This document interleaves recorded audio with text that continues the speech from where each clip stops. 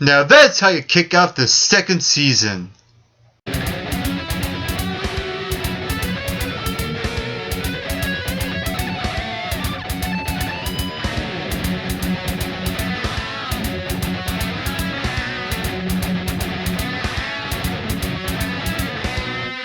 Hello all MRBers and welcome to another wrestling related video with me, Mike McRock, one half of the McRock and Bolt Wrestling Review Show, and guess what?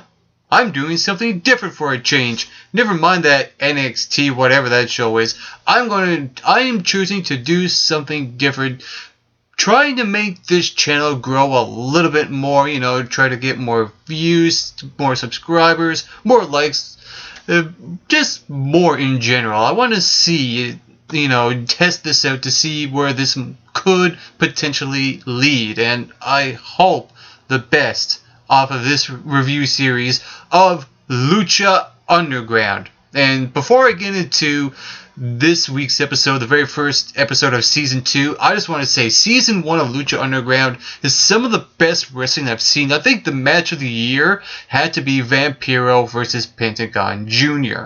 That hardcore match from Ultima Lucha, that was just brutal, that was just violent, that was really good storytelling, that was everything that I wanted to be. That was match of the year 2015 in my opinion. Honest to God, that was my match of the year. You could take Bayley versus Sasha Banks and stick it. This was the match of 2015. Alright, enough of the past of Season 1. Let's get right down to what is going down on the Season 2 premiere of Lucha Underground, and I like how this show kicked off.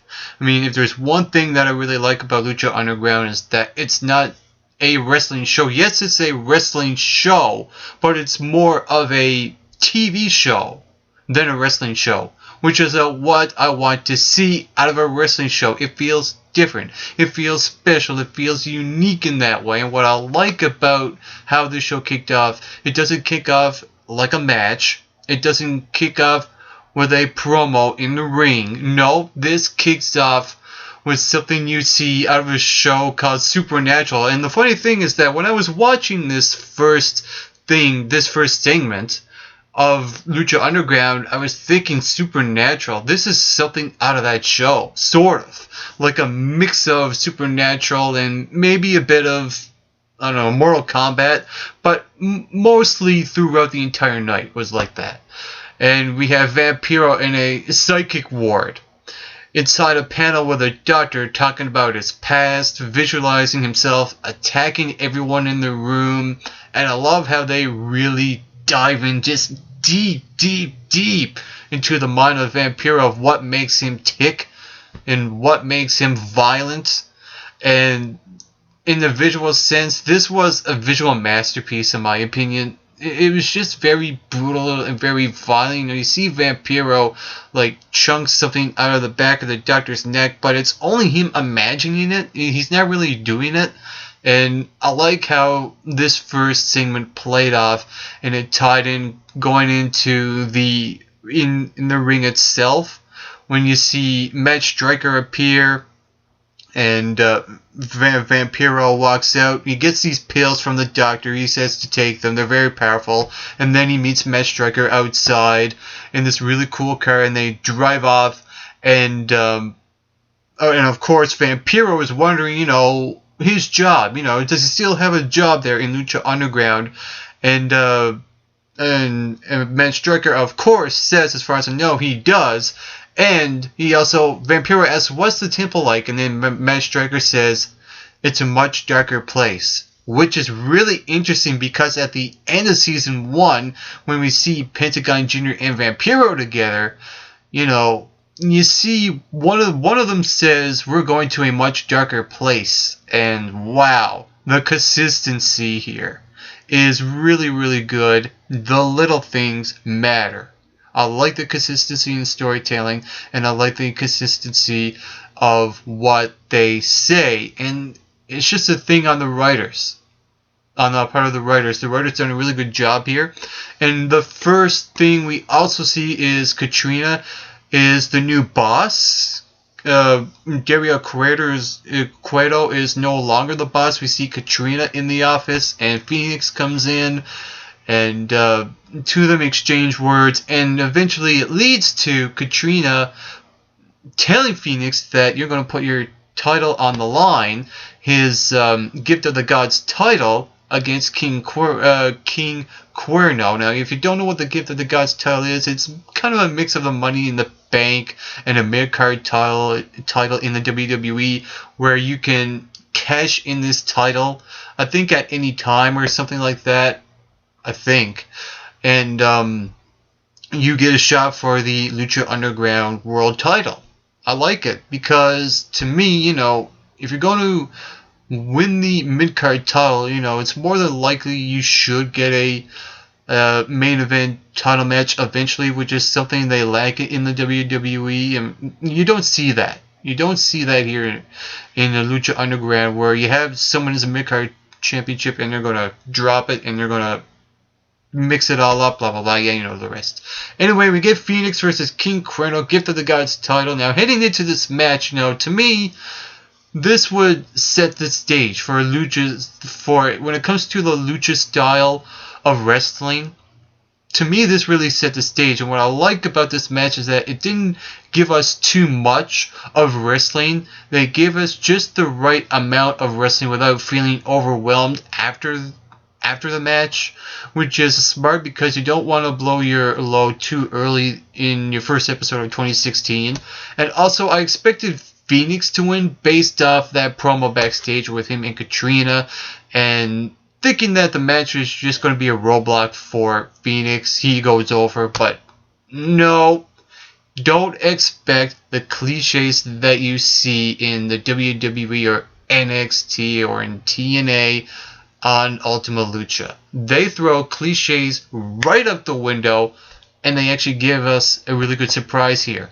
King Cuerno beats Phoenix and is now the new Gift of the Gods champion. Now, ultimately, I think that still this could be a roadblock for Phoenix. Him being someone who always rises from the dead. More than likely he'll end up facing death himself. In Mil Mortis, the new champion, in a way that in a character standpoint, that match makes sense. But wow, I really like the surprise, and it's not just treating. It doesn't feel like Lucha Underground is treating King Cuerno as a jobber here. They actually gave him something to go on, and I like that they're kind of playing off a storyline where he makes a deal with Katrina, and I like to see where that goes. I like how they left that open in terms of storylines, so I like to see where that storyline takes place somewhere down the line. Also, we get Son of Havoc versus Angelico versus Ivelisse, and how this match came to be is backstage where they were talking to Katrina, and I like how they didn't give us this match backstage. When they revealed it, they revealed it in the ring, so it was a nice surprise in that sense, and it was really good timing as well, because what you see backstage, it's not everything you see on TV. Again, a smart move on the part of the writers on Lucha Underground, keeping that bit of a secret, and I like how the announcers didn't know what was going on, the fans didn't know what was going on, and I liked this match. I really, really did. I had a lot of fun with it. It was really good, back and forth.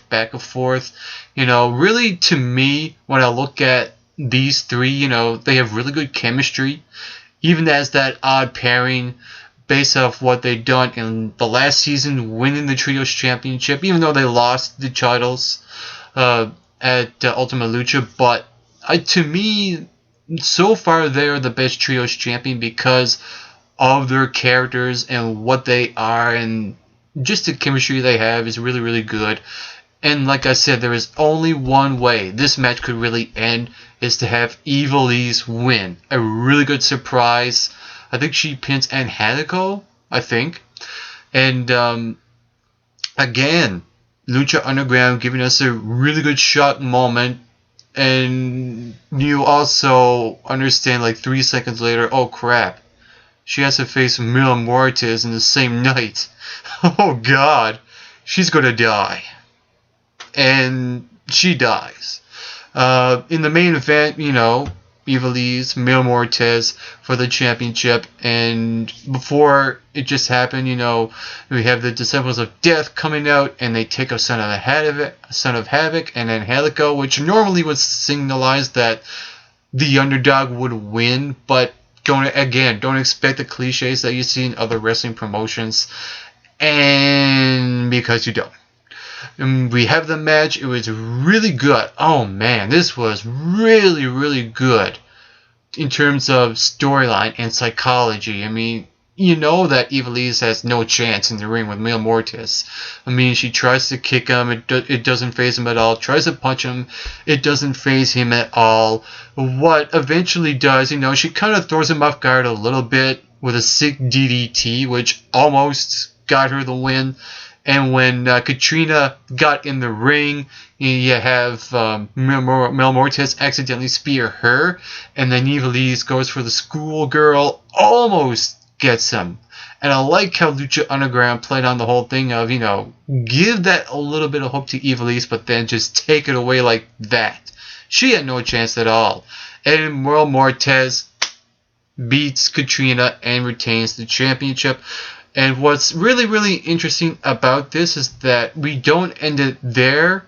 I mean, we have, I kind of figured that Prince Puma was going to come out anyway, to rescue Ivelisse and all that, which is fine. Prince Puma is having a rematch for the championship eventually.